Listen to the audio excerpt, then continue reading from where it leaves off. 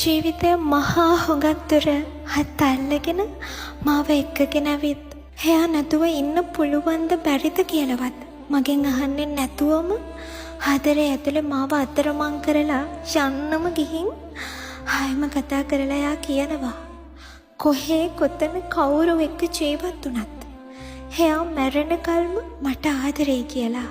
දන්නවද? ඒ තමයි මේ ලෝකේ මං අහපු අසාධාරණම වචන ටික. නුඹ යන්නම යනවානම් මට ඉන්න කියන්නට බැහැනේ ඉතින් යලි එන්නම හිතුනේ නම් නුඹ එන්න එපා මගේ හිත තහනම්